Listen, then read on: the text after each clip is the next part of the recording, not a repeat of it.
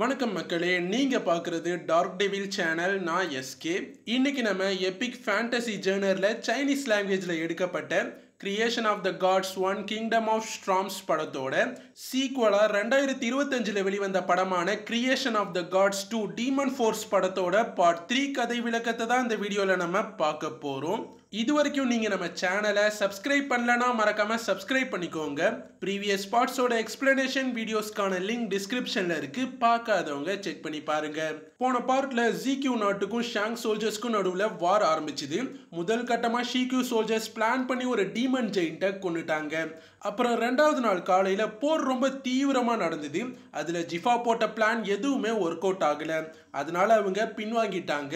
கிட்டத்தட்ட போரில் தோக்குற நிலைமை ஏற்பட்டப்ப பிரின்ஸ் இன்ஜியாவோ களத்தில் இறங்கி எல்லா ஜெயின்ஸையும் கொண்டுட்டான். அப்புறம் ஜிஃபா அவனோட நாட்டுக்காக கமாண்டர் கிட்ட சரண்டர் ஆகிட்டான். ஆனாலும் கமாண்டர் ஜிக்யூ நாட்டை விடுறதா இல்லைன்னு சொல்லிட ஜெனரல் டெங் சான்யூ ஜிஃபாவை காப்பாற்றி அவனை ஜிக்யூக்கே கொண்டு வந்துட்டான். இதான் போன பார்ட்ல நடந்தது.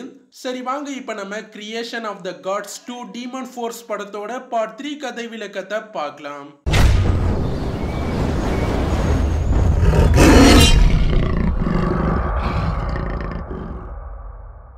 ஜிக்யூ சோல்ஜர்ஸ் சேமிப்பு கிடங்குல இருக்க மொத்த வைன்ஸையும் காலி பண்ணி பார்ட்டி பண்றதுக்காக எடுத்துட்டு வந்துட்டாங்க.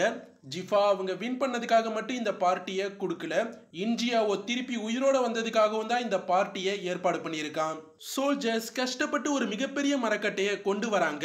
யாங்ஜியான் அவனோட சக்தியால் அந்த மரக்கட்டையெல்லாம் பொளந்து விறகுகளா மாத்தி ஒரு இடத்துல அடுக்கிடுறான். அதை நெஷா அவனோட நெருப்பு சக்தியால பத்த வச்சிடறான். கடைசியா எல்லாரும் உழைப்பாளியுமே ஒரு மிகப்பெரிய கேம்ப் ஃபயர் ரெடி ஆகிடுது.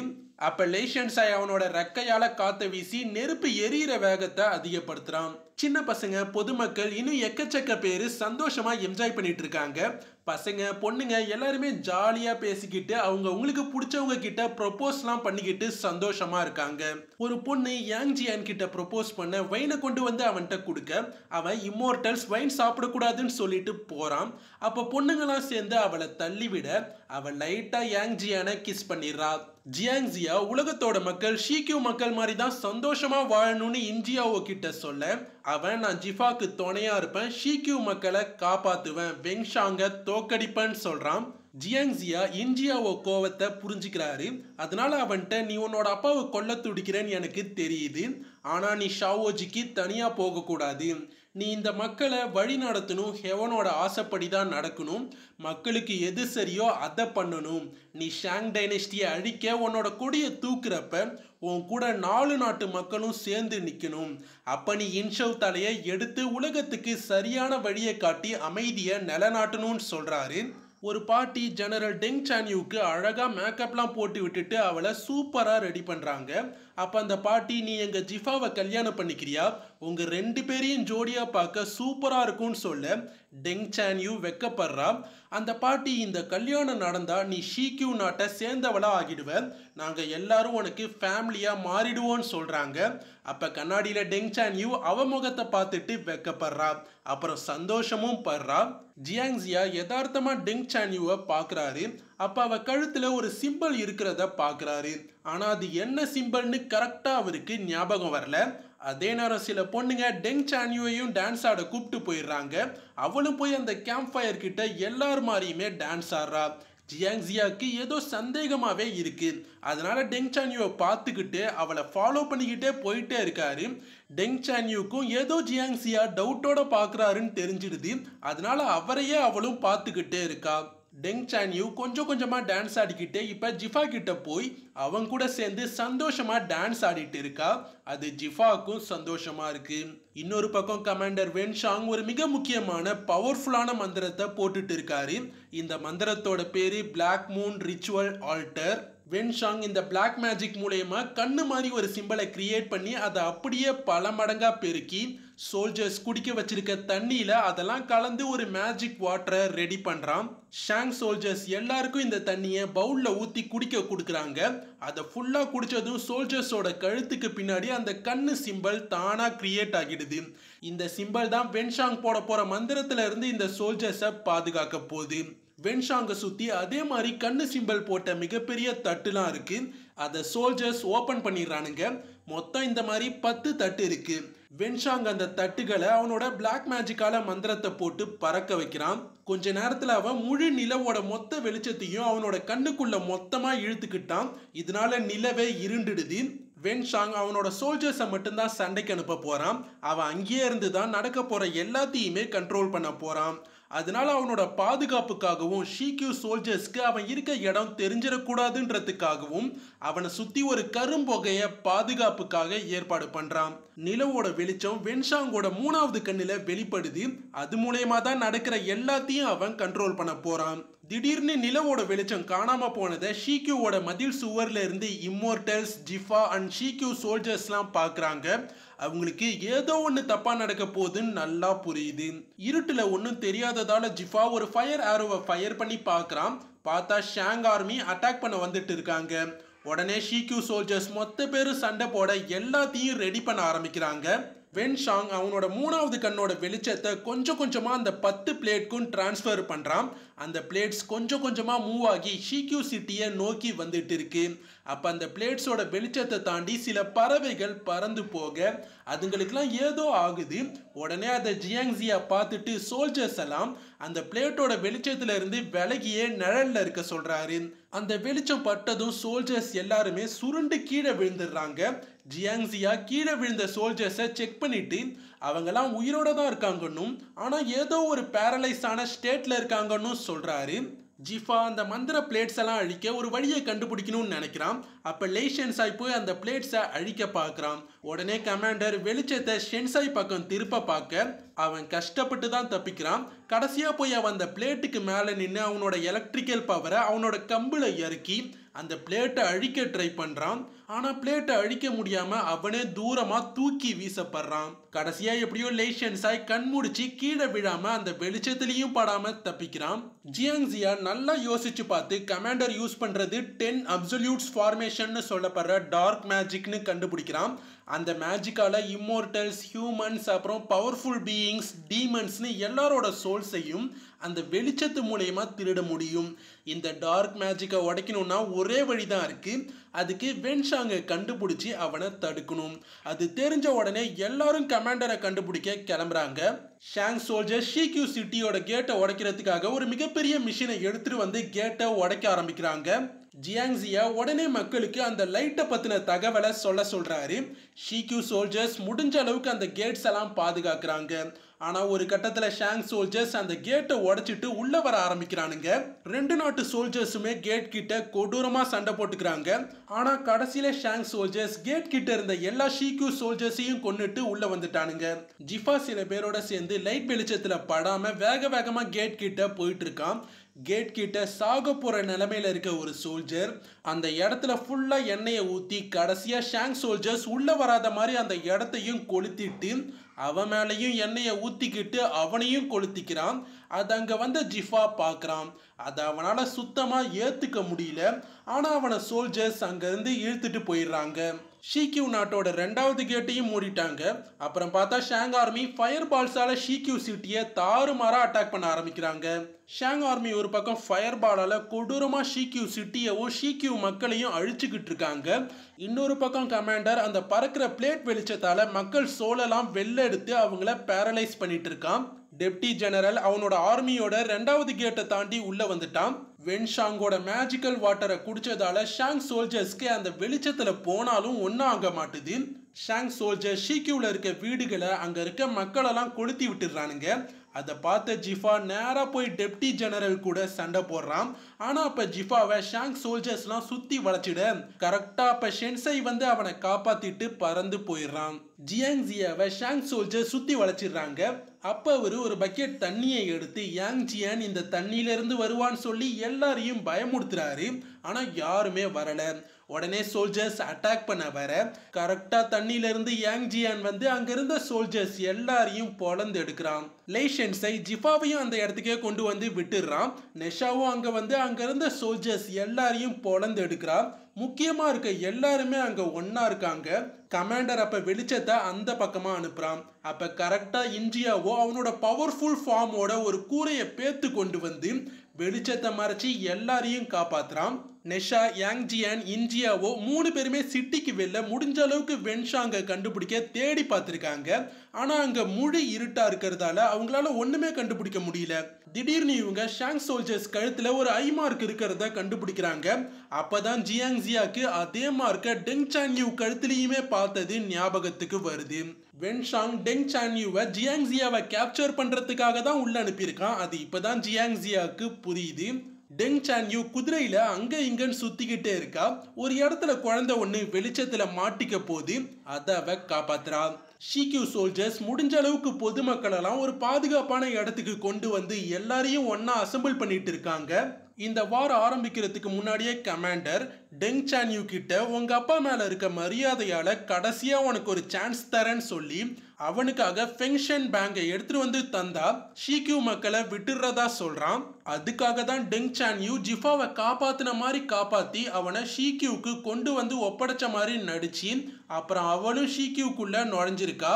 கமாண்டர் அவனோட பிளேட் லைட்ல இருந்து அவளை பாதுகாக்க அவளுக்கும் மேஜிக்கல் வாட்டரை கொடுத்து தான் அனுப்பியிருக்கான். ஜியாங் ஜியா இறந்த மாதிரி நடிச்சுக்கிட்டு ஒரு இடத்துல படுத்திருக்காரு. ஆனா அவருக்கு ஒழுங்கா நடிக்க கூட தெரியல. அதை பார்த்த டெங் சான்யூ அவரை தூக்கிக்கிட்டு வேகமா ஷிக்யூ சிட்டியை விட்டு வெளில போயிடுறா. நெஷா ஒரு இடத்துல மக்கள் லைட் வெளிச்சத்துல கொத்து கொத்தா மாட்டி கீழே விடுறத பார்த்துட்டு அவளோட மேஜிக்கல் கிளாத்தை பயன்படுத்தி ஒரு மறைவான கூரையை ரெடி பண்றா. அதுல மக்களும் பாதுகாக்கப்படுறாங்க.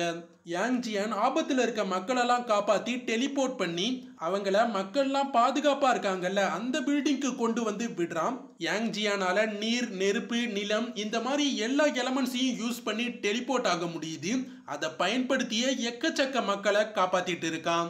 திடீர்னு நெஷாவோட மேஜிக்கல் கிளாத்தை எரிச்சிட்டு வெளிச்சம் உள்ள வருது. அதுலயும் சில பேர் மாட்டிக்கிறாங்க. அப்புறம் நெஷா அந்த கிளாத்தை மறுபடியும் டெவலப் பண்ணி ஓட்டைய அடைக்கிறா. அதுக்கப்புறம் அவகிட்ட இருக்க யூனிவர்சல் ரிங்கை பயன்படுத்தி பல சோல்ஜர்ஸை பொளந்து கட்டுறா. ஜிஃபா முடிஞ்ச அளவுக்கு ஷாங் சோல்ஜர்ஸ் எல்லாம் கண்டுபிடிச்சு போட்டு தள்ளிட்டே இருக்கான். அதே நேரம் டெங் சான்யூ ஜியாங் ஜியாவை கேப்சர் பண்ணிட்டு கமாண்டர் இருக்க இடத்துக்கு வந்துட்டா. உடனே அவ நம்ம 3 நாளுக்கு அப்புறம் தான் அட்டாக்க ஆரம்பிக்கிறதா பேசணும், ஏன் முன்னாடியே அட்டாக் பண்ணீங்கன்னு கேட்டு கோவப்பட கமாண்டர் அதெல்லாம் பெருசா எடுத்துக்காம பரவாயில்லையே நான் சொன்ன மாதிரியே ஃபெங்ஷன் பேங்கையும் ஜியாங் ஜியாவையும் கொண்டு வந்துட்டியேன்னு சொல்லி நக்கலா பேசுறான். டெங் சான்யூ மக்களை விட்டுட சொல்லி கேட்க அதுக்கு கமாண்டர் மறுத்துட்டான். கிங்கோட ஆர்டர் ஷிக்யூ மக்களை மொத்தமா கொல்றது தான், அதை என்னால மீற முடியாது. காலையில விடிகிற டைம்ல பிளேட் லைட் யார் யார் சோல்ஸ் எல்லாம் அப்சர்வ் பண்ணிச்சோ அவங்கெல்லாம் இறந்துருவாங்கன்னு சொல்றான். கமாண்டர் வென்ஷாங் நம்ப வச்சு ஏமாத்திட்டாருன்னு புரிஞ்சுக்கிட்ட டெங் சான்யூ ஃபெங்ஷன் பேங்கை ஜியாங் ஜியா கிட்டேயே கொடுத்து கிளம்ப சொல்லிட்டா. கமாண்டர் இப்ப பிளேட்ஸை கண்ட்ரோல் பண்றதால அவனால சுத்தமா அந்த இடத்தை விட்டு நகர கூட முடியாது. ஜியாங் ஜியா வச்சிருந்த பேக்ல ஆக்சுவலா ஃபெங்ஷன் பேங்கே இல்ல, முன்னாடியே அதை மாத்தி அதுல ஒரு வானவெடியை வச்சுட்டாங்க. அதால ஃபயர் பண்ணி ஜியாங் ஜியா ஷிக்யூல இருக்க முக்கியமான எல்லாருக்கும் வெங்ஷாங்கோட லொகேஷனை காட்டி கொடுத்துட்டாரு. ஜியாங் ஜியா வார் நடக்கும்போது எப்ப டெங் சான்யூ பிளான் பத்தி தெரிஞ்சுக்கிட்டாரோ அப்பவே ஃபெங்ஷன் பேங்கை ஜிஃபா கிட்ட ஒப்படைச்சிட்டு இந்த பிளானை செயல்படுத்த ஆரம்பிச்சுட்டாரு. ஜிஃபா ஜியாங் ஜியா அனுப்பின சிக்னலை பார்த்துட்டு உடனே ஒரு குதிரையில அங்கிருந்து கிளம்புறான். கமாண்டர் வெளிச்சத்தால ஜிஃபாவை தடுக்க ட்ரை பண்றான். அப்ப கரெக்டா இன்ஜியாவோ அவனோட அல்டிமேட் ஃபார்ம்ல வந்து ஜிஃபாக்கு ஹெல்ப் பண்றான். கமாண்டர் இன்னொரு பக்கம் அவனோட டிராகன் குதிரையை வச்சு ஜியாங் ஜியா அண்ட் டெங் சான்யூவை தாறுமாறா அட்டாக் பண்ண ஆரம்பிக்கிறான். உடனே டெங் சான்யூவும் அது கூட சண்டை போடுறான். ஆனா அந்த குதிரை பயங்கர பவர்ஃபுல்லா இருக்கு, அதை என்ன பண்ணாலும் அதுக்கு பெருசா ஒண்ணுமே ஆக மாட்டுது. இன்ஜியாவோவால அந்த வெளிச்சத்தோட வெயிட்டை போக போக தாங்க முடியல, ஏன்னா அது அந்த அளவுக்கு பவரோட அவனை போட்டு நல்லா அமுக்க பாக்குது. ஒரு கட்டத்துல கூறலாம் கூட சுத்தமா உடஞ்சிட்டு அப்புறம் அவனும் கீழே விழுந்துடுறான். அப்ப கரெக்டா ஜிஃபாவை தூக்கி எட்ட வீசிட்டான். உடனே லைஷன்ஸை வந்து ஜிஃபாவை கேட்ச் பண்ணிட்டு பறந்து போக ஆரம்பிக்கிறான். கஷ்டப்பட்டு லைஷன்ஸையும் வெளிச்சத்துல இருந்தும் ஜிஃபாவை காப்பாத்தி அந்த ஃபயர் பால்ஸ் கிட்ட இருந்தும் அவனை காப்பாத்தி கடைசியா கமாண்டர் கிரியேட் பண்ணி வச்சிருக்க கரும்போக ஷீல்டு கிட்ட வந்துடுறாங்க. அங்க டிராகன் ஹார்ஸை சமாளிக்க முடியாம டெங் சான்யூ கஷ்டப்பட்டுட்டு இருக்கா. அப்ப லைஷன்ஸை ஜிஃபாவை இறக்கி விட்டுட்டு அந்த டிராகன் கூட சண்டை போட ஆரம்பிக்குது. ஜிஃபா டெங் சான்யூ அவனை நம்ப வச்சு ஏமாத்தினதால அவன் மேல கோவப்படுறான். ஆனா அவளை ஒன்றும் பண்ணல.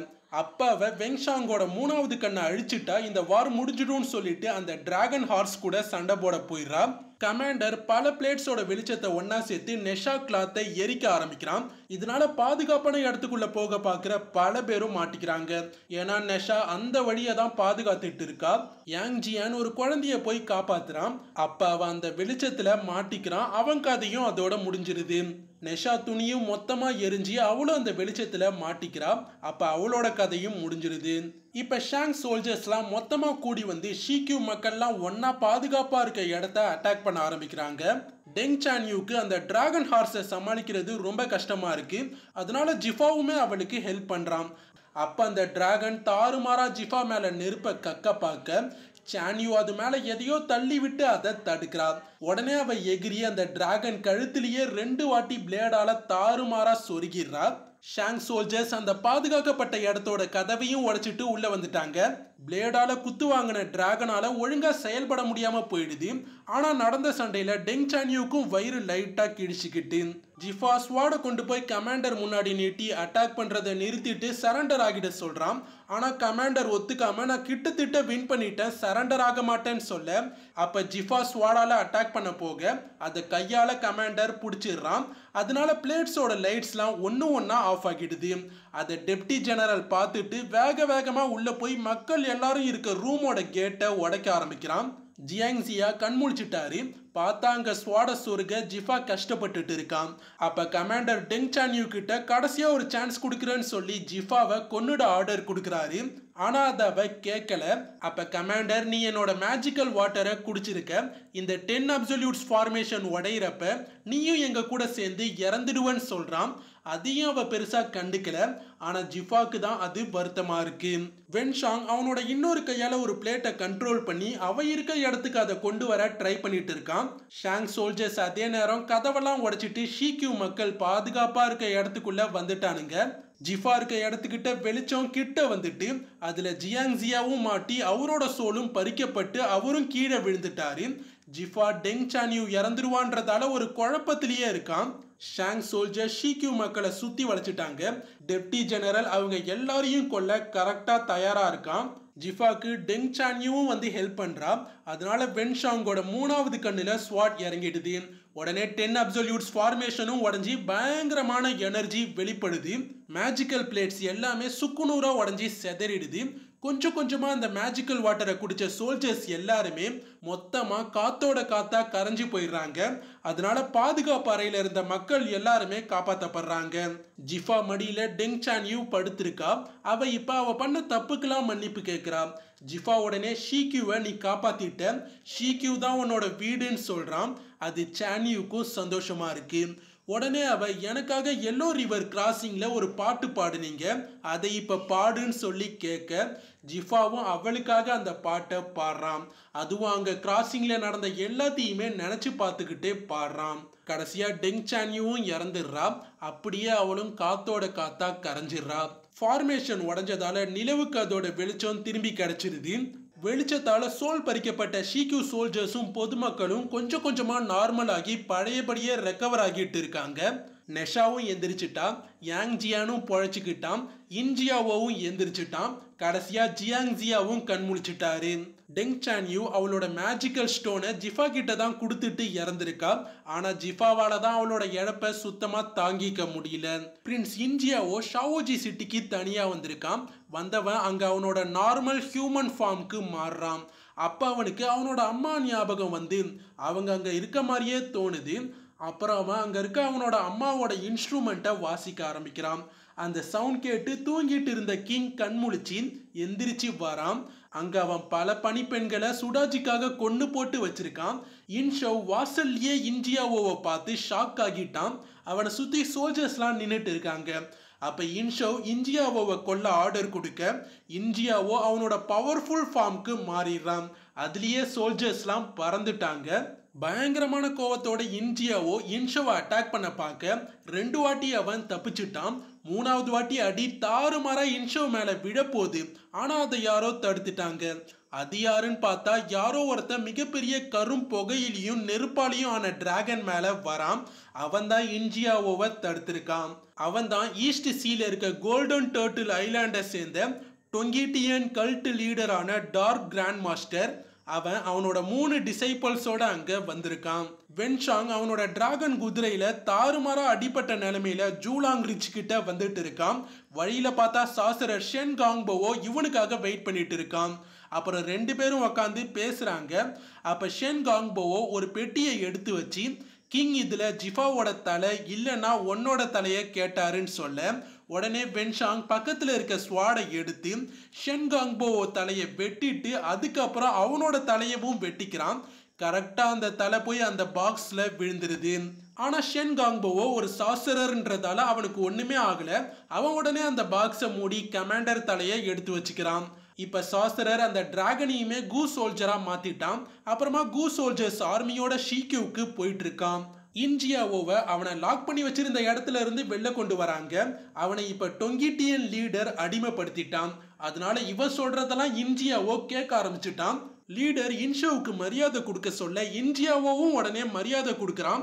லீடர் சுடாஜி தான் உன்னோட அம்மான்னு சொல்ல அவளுக்கும் மரியாதை கொடுக்கறான். இதோட Creation of the Gods 2 Demon Force படத்தோட பார்ட் 3 கதை விளக்கம் முடியுது. இதோட இந்த படத்தோட முழு கதை விளக்கமுமே முடியுது. இந்த வீடியோ பிடிச்சிருந்தா வீடியோவை லைக் பண்ணுங்க, மற்றவங்களுக்குமே இந்த வீடியோவை ஷேர் பண்ணுங்க. இது வரைக்கும் நீங்க நம்ம சேனலை சப்ஸ்கிரைப் பண்ணலனா மறக்காம சப்ஸ்கிரைப் பண்ணிக்கோங்க. அடுத்து ஒரு நல்ல வீடியோவோட நான் உங்களை வந்து சந்திக்கிறேன். அது வரைக்கும் உங்களிடமிருந்து விடைபெறுவது SK. Tata, by by.